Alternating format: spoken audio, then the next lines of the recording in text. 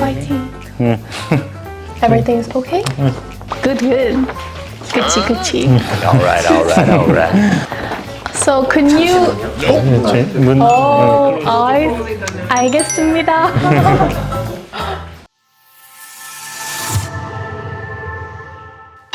Hi, my name is May, and today I'm with Braun Plastic Surgery with Dr. Lee Jiwon, and I will be getting my nose done with him, and today I'll be asking him some of the most popular questions about rhinoplasties.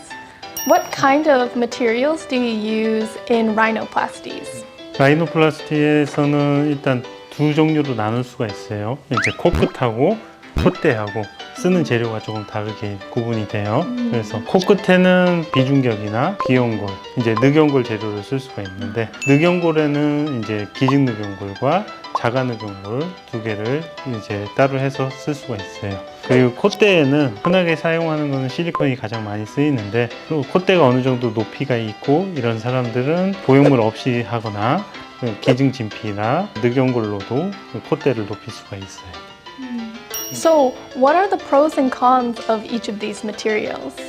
일단 코끝을 높이기 위해서는 보통 가장 흔하게 비중격을 써요. 본인 비중격을 채취해서. 근데 본인 비중격이 양이 부족하거나 휘어 있거나 본인 비중격을 못 쓰게 되는 경우에는 기증늑연골하고 늑연골을 쓸 수가 있는데, 늑연골은 자기 거라 장점은 있긴 하지만 몸에 상처도 생겨야 되고 수술 시간도 길어지는 단점이 있기 때문에 요새는 흔하게 기증된 늑연골을 사용하는 경우가 많아요. 잘 이제 세포 처리를 하고 안전하게 염증 반응도 없게 잘 제품이 나오기 때문에 기증늑연골을 좀 더 선호하는 편이기는 해요. 콧대에는 실리콘을 쓸 수가 있는데 콧대를 높이고 모양을 만들기에 가장 좋은 재료이기 때문에 가장 흔하게 실리콘을 제일 많이 사용을 해요. 간혹 이제 실리콘에 대한 이물 반응이라든지 염증이 생길 가능성이 있기 때문에 좀 더 안전한 거를 선택을 원한다 하면 진피를 재료를 많이 쓰기도 해요. 자가진피도 있고 기증진피도 있어서 보통 자가진피는 자가늑연골과 마찬가지로 흉터가 생길 수 있는 단점은 있지만 본인 몸 거를 채취하는 장점은 있어서 비교를 해서 필요하면 기증진피를 쓰는 경우도 있어요. For my surgery, I think I will be using silicone implant, and I was wondering if it is safe for a lifetime. 일단 실리콘이 가장 흔하게 쓰이는 거고 이제 의료용으로 안전하게 개발된 재료이기 때문에 충분히 안전하게 쓸 수가 있어요. 염증이 생기거나 이런 거는 당연히 이물이 들어오는 거기 때문에 가능성은 있지만 확률적으로는 0.5에서 2% 정도 생길 수는 있긴 하지만 안전하게 수술이 끝나고 잘 유지하는 경우에는 평생 동안 아무 문제 없이 실리콘을 넣고 생활을 할 수 있기 때문에 크게 걱정 안 하셔도 돼요. Is it possible to use rib cartilage for bridge augmentation? 자가늑연골이든 기증늑연골이든 이제 콧대에다 늑연골을 넣어서 사용을 할 수는 있어요. 통째로 다 넣는 방법도 있고 잘게 썰어가지고 근막이라든지 그런 걸로 싸서 콧대에다 넣어주는 방법이 있어요. So like sushi. Is it possible to use ear cartilage for bridge augmentation or for tipplasty? 기연골로 이제 티플라스티는 할 수는 있거든요. 대신 기연골의 양과 강도가 조금 약하기 때문에 코끝을 많이 높이기 원하는 경우에는 기연골의 양이 좀 부족하기 때문에 비중격이나 기증늑연골로 높이는 것을 좀 선호하는 편이에요. 이제 기둥을 세울 때는 자가늑연골이나 비중격으로 세워주고 기연골은 코끝의 모양만 잡아주기 위해서 살짝 덮어주는 용도로 써요. 그 대신 콧대는 기연골이 많아야지 충분히 높일 수 있기 때문에 콧대에는 기연골을 주로 쓰진 않아요. So the ear cartilage is good for shaping? 코끝에 이런 동그란 모양을 만들기에는 기연골이 더 좋아요. So just for the tip? 예. Yes, natural nose. Yes, I want. 예. What is the difference between autologous dermis and donated dermis? 자가늑연골하고 기증늑연골하고 똑같은 개념이라고 생각하시면 되거든요. 우리가 보통 콧대에 세우기 위해서 진피를 채취하는 건 엉덩이 뒤에서 채취를 하는데 아무래도 그 엉덩이 부위에 흉터가 생길 수 있고 하는 단점이 있고 기증진피 같은 경우는 제품이 있기 때문에 편의성도 있고 수술 시간도 단축될 수가 있어요. Do the different dermises absorb differently to the human body? 아무래도 자가 진피가 기증 진피보다는 흡수가 덜 될 가능성이 높아요. 그래도 근데 요즘은 기증 진피도 제품들이 잘 나오고 밀도도 충분하게 나와서 흡수가 되는 걸 예상해서 수술하게 되면 어느 정도 만족할 결과를 얻을 수 있어요. When you're choosing a material to use for a patient, what do you have to consider the most? 이제 환자의 의견이 가장 중요해요. 그래서 안정성을 중요시하느냐 아니면 모양을 중시하느냐 이거에 따라 재료를 결정하는데 선택을 할 수가 있어요. 그래서 특히 콧대 같은 경우에는 좀 더 디파인하고 높은 콧대를 원한다면 당연히 진피라든지 이런 재료보다는 실리콘이 효과가 좋은데 만약에 환자분들이 안정성을 선택하기를 원하고 모양도 자연스러운 걸 원한다 하면 그때는 진피로 재료를 보통 선택하는 경우도 많아요. When you meet with patients, how do you determine what kind of nose is most suitable for their face? 환자 얼굴하고 코를 봤을 때 비율이 가장 중요해요.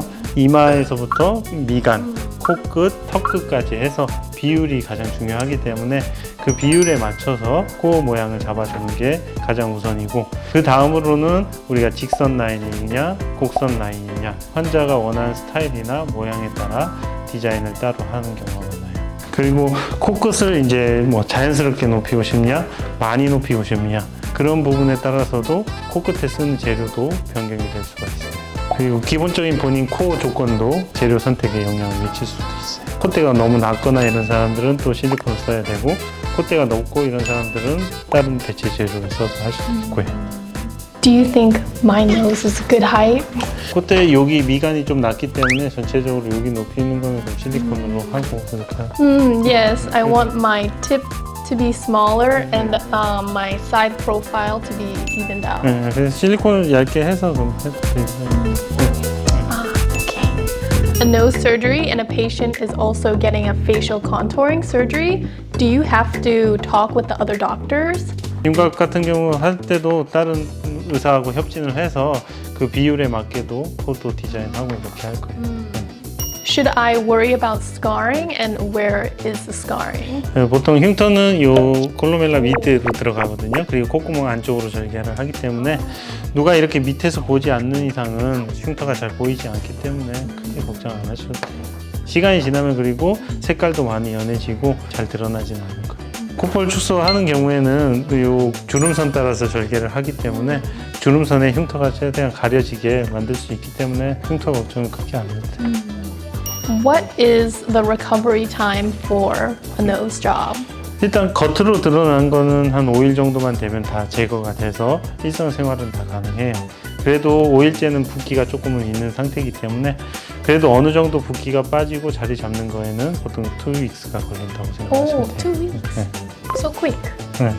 After the cast is off, I don't have to worry about the nose changing shape or anything. 뭐 크게 본인이 누르거나 이렇게만 건들지 않으면 크게 걱정할 필요가 없어요.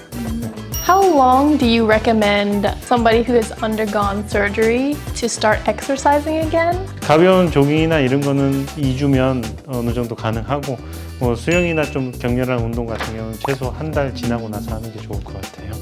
So probably like pole dancing? No. 그건 너무 이제 격렬하고 고개를 숙일 수 있기 때문에 그럼 쏠리면 코피 나고 할 수 있기 때문에 그건 한 그래도 2개월 정도 지나고 하면 좋을 것 같아요. Okay. Okay, I will stop for 2 months. Before surgery, do you have to stop smoking for a certain amount of time? 그래도 수술 전에도 스모킹을 안 하는 게 좋기는 해요. 왜냐면 이게 코 안에 있는 혈관들이 수축돼 있으면 충분히 혈액순환이 되지 않고 하기 때문에 염증 생길 가능성이 높기 때문에 담배는 안 펴주시는 게 좋아요. 네. I don't smoke, so. 수술하고 나서는 무조건 안 펴야 되고 수술 전에도 한 일주일은 안 피는 게 좋기는 해요. 계속 안 피면 끊으면 좋죠. Oh yes, better to not smoke anyways, right? Yes. Thank you for watching my interview with Dr. Lee. With Lee Ji-won. I hope you enjoyed this video and I hope it was informative for you guys if you guys are thinking of coming to Korea for your plastic surgery. Thank you. Yes! 잘해줄게. Oh, yes. 시간 도망.